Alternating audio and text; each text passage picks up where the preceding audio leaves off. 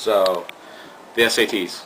Alright, so obviously those are another big part of your application process. And basically what I did was I studied with my friends during the weekends, like a month prior to actually taking the test. And I also did this thing called Revolution Prep through my school, which is a really comprehensive course. And they teach you how to take the SAT, you know, they give you tips and all that good stuff and practice problems. So originally it was $3,000, but then for some reason my school got it really cheap, so I only had to pay like about 50 bucks for it. And I think it really helped me. So if you can do it, and if not, then what people do sometimes is just they go to Borders and then just take out their books and study them, and then after they're done they just put it back, which is what I did. And then that saves you money, so you don't have to actually buy the book.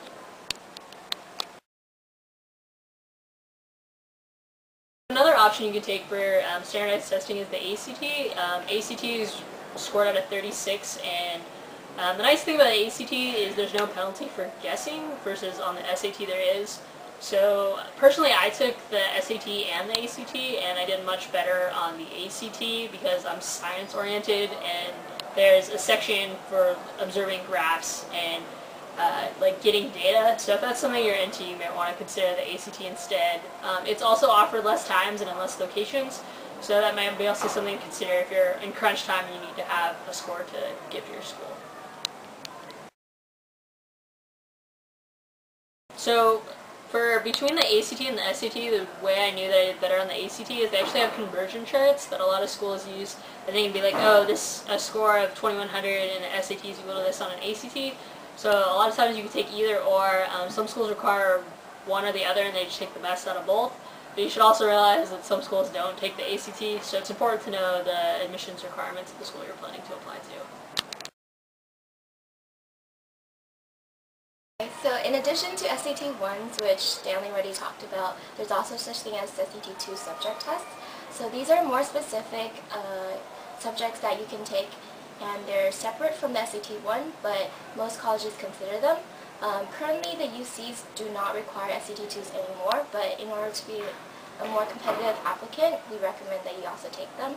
So they are subject tests in history, English, a lot of foreign languages, math, 1C, 2C, and a lot of sciences like bio, chemistry, physics.